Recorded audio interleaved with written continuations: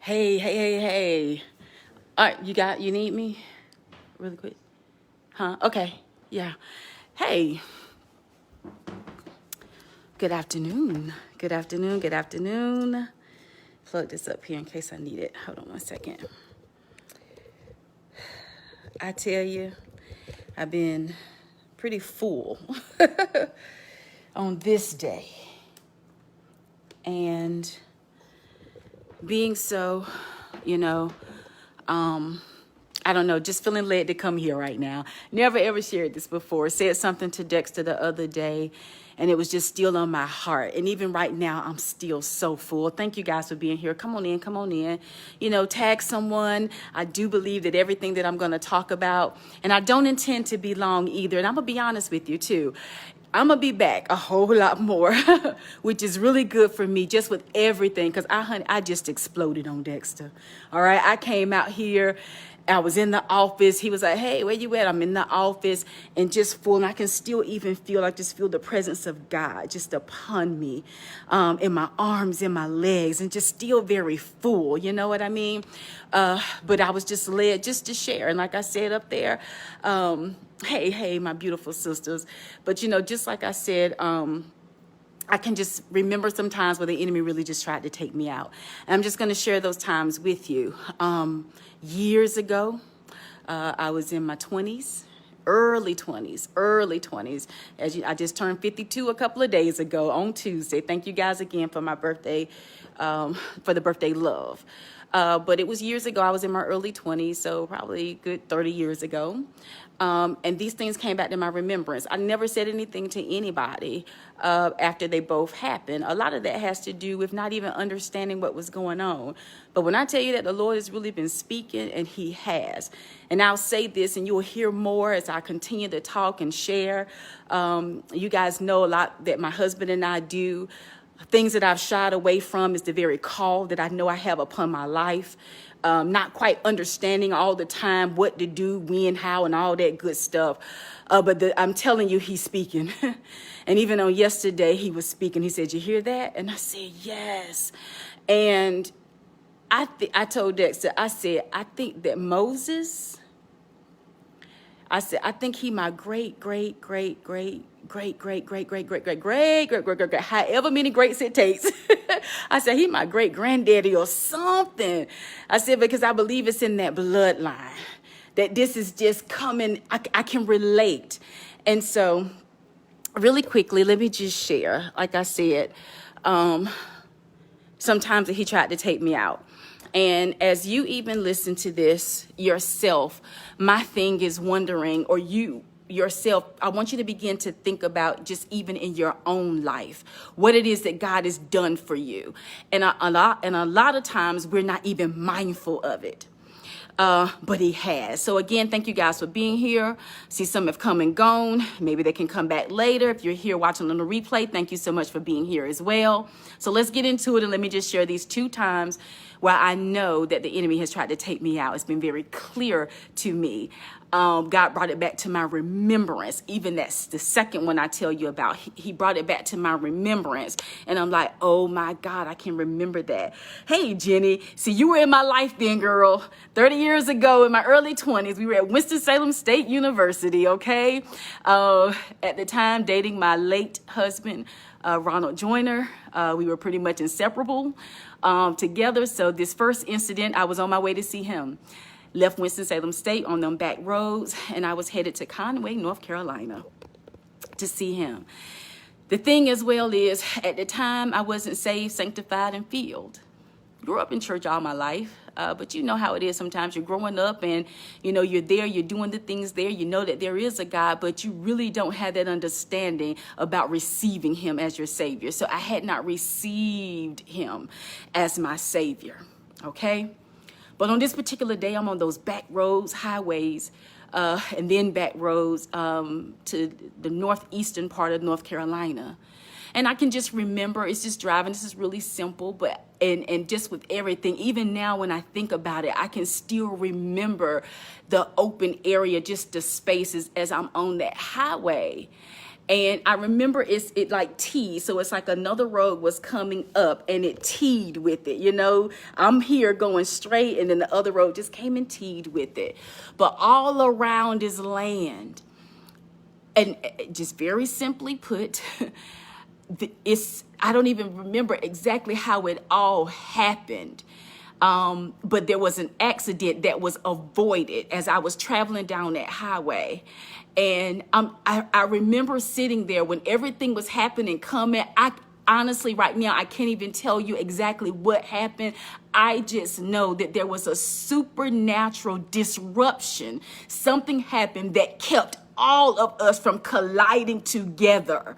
And I remember when it happened and I thought, oh my gosh, it was like I could have been killed. How did that not happen? Because there's nothing that I can even tell you right now to understand it being prevented.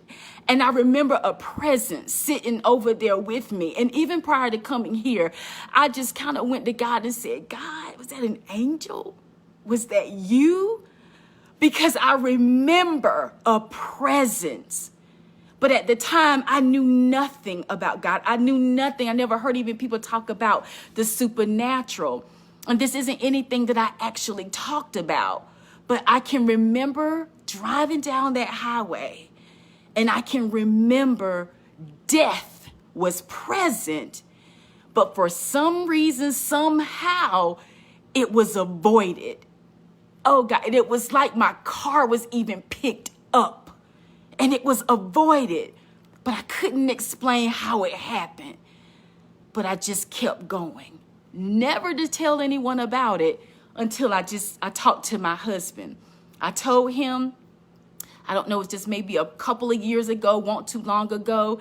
And then I mentioned to him again the other day, actually on my birthday. And I just came out and I was talking to him because God has really been ministering to me and speaking to me.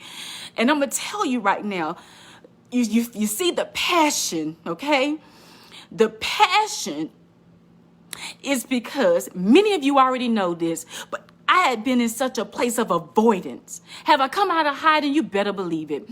Are there things that you've heard from me? You better believe it. But at the same time, I could be so much further along in my ministry to the call that I know is upon my life. But I also know how the enemy has attacked. So before I even go there, let me just share that second time. So this time I'm coming back. I don't even remember where I was coming back from at the time at this, but I remember being on the Beltline here in Raleigh, North Carolina.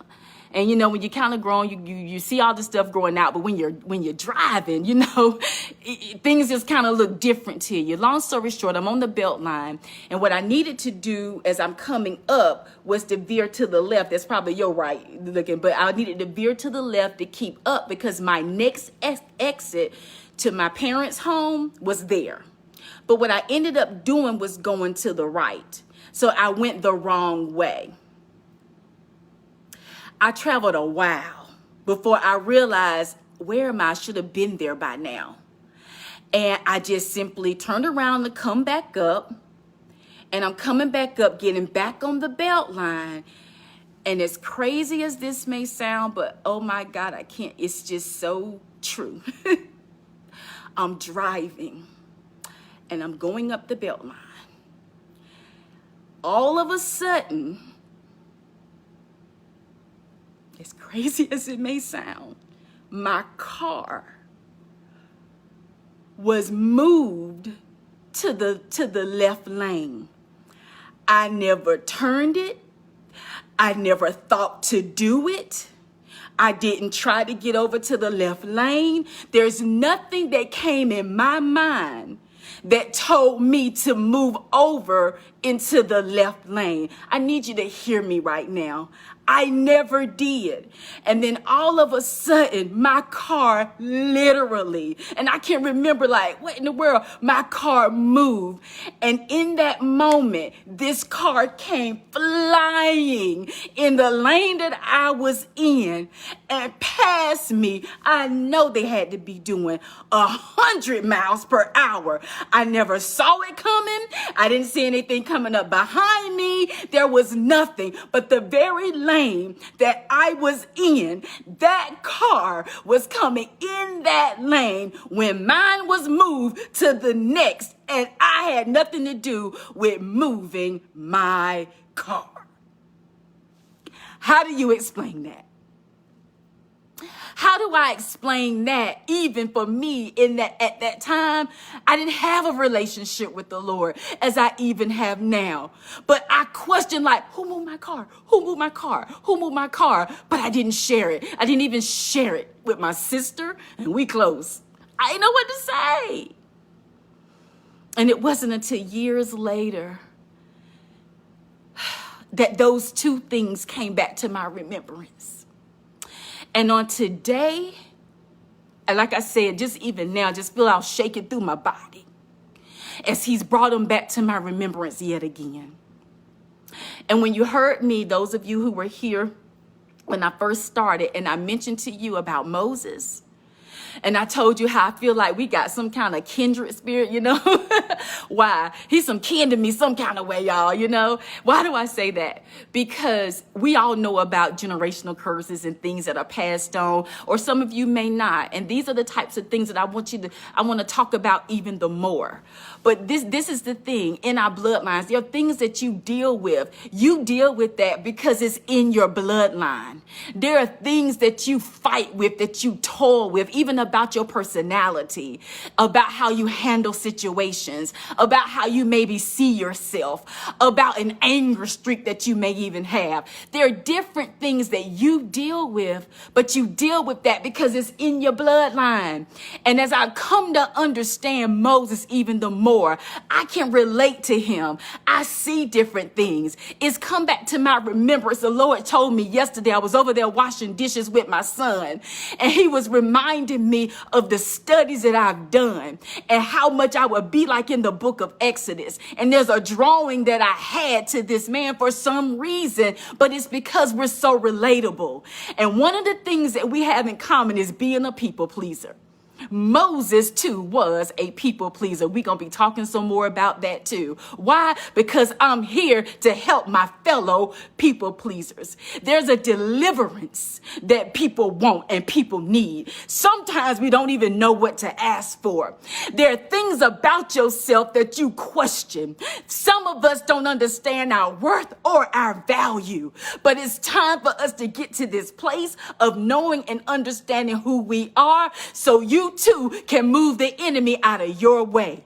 So as I'm saying to you how these two times he came after me, I want you to think about, has he come after you? I say, who was praying for me? Me and my sister have talked about that. Me and my sister Erica, we talked about my grandmother Lily Mae. And I'm like, man, I wish she was still living today with me being where I am in my life. Because I would literally sit down with her right now if I could and just hear from her. Because one thing I know is that she's been in the presence of God. And I thought about her to say, was it her prayer, Lord? Who is it that released a prayer to you for you to save my life? Who are you praying for? If you're thinking that your prayers don't matter, sometimes you can pray and you feel like I don't see anything coming of it. Yes, it is. This is where your faith even comes in. And I pray that you're hearing me right now, because what you need to understand is the power in which what we have and the power in which we are to walk. But I honestly believe that as a result of someone praying for me, even to pray for my over the family, to pray for your grandchildren, to pray for your children, to pray over your home, to pray over your finances, See, there's an understanding sometimes that we don't realize that what I release in faith, he has. So now the Lord can respond on your behalf. He saved my life. He saved my life. I guarantee you, he's been saving yours. I heard something recently, the thing just resonated in my spirit. And it was about Job.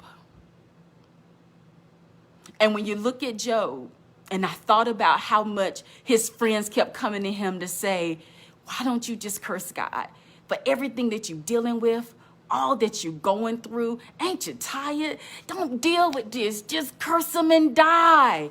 And Job wouldn't do that because he knew who he served. He knew God's love. Do you?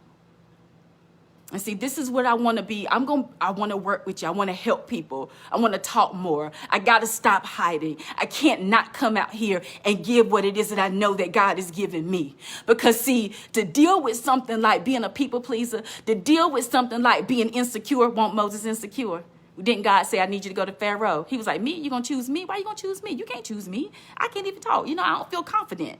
How many of you ain't felt confident? What is it that he's called you to do, but you ain't felt confident? How many of you are making excuses? How many of you are out there finding things wrong with yourself? How many of you are out there wondering if you can? How many of you are out there looking at other people and seeing the life that they're living and then comparing yourself and thinking that you don't have what it takes? How many of you? So did Moses. So did Moses.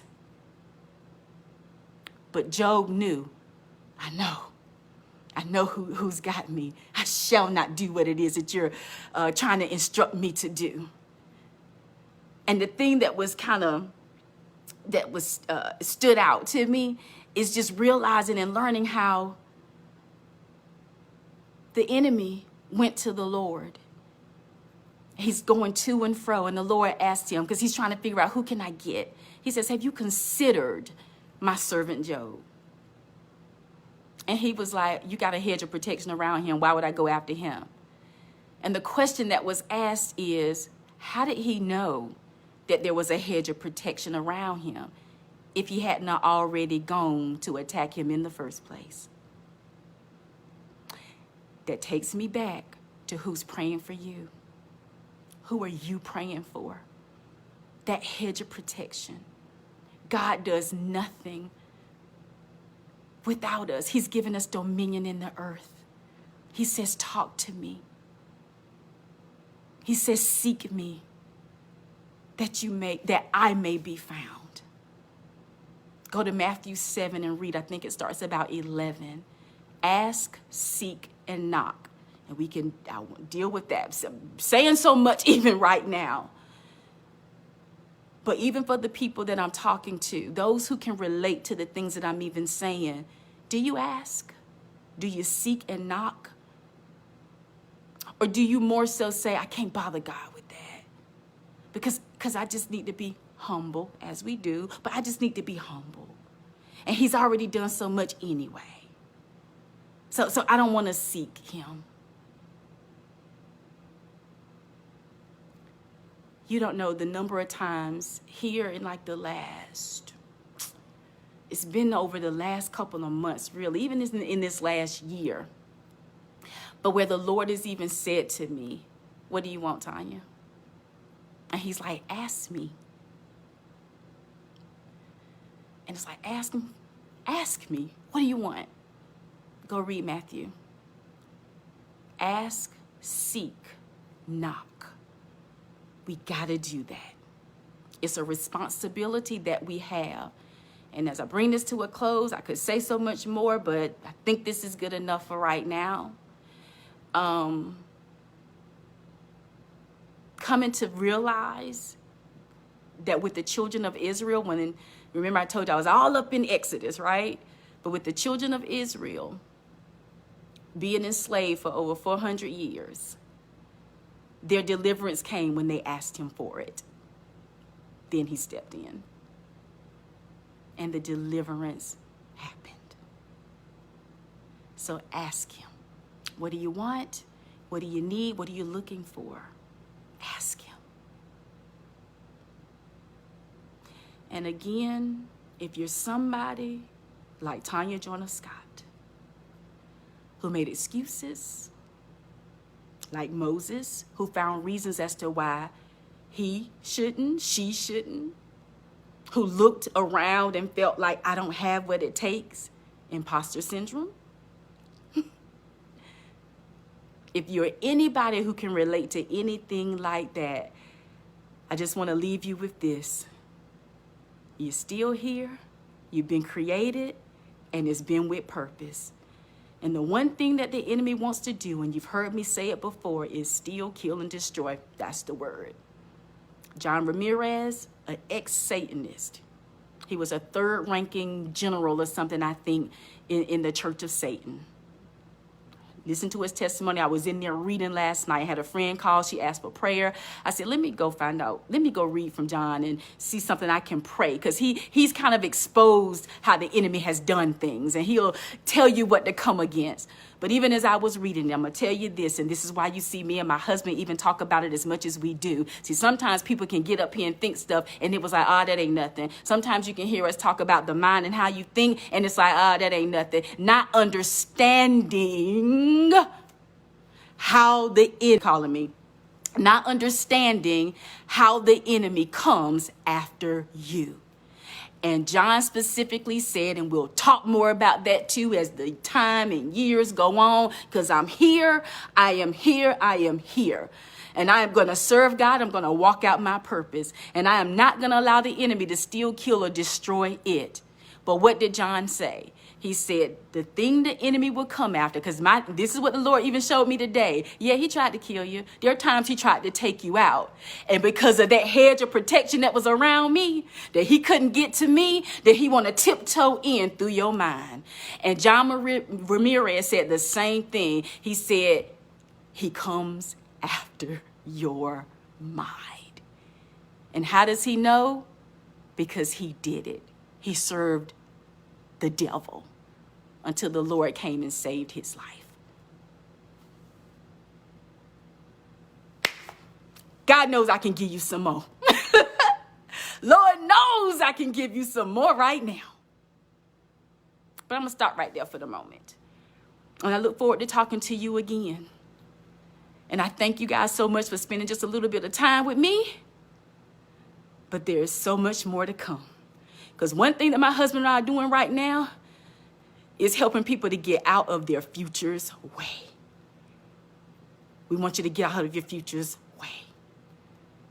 Get out of your future's way. Love you guys. And thank you so much for spending just a little bit of time with me. All right? Peace out. We'll talk soon. Bye-bye.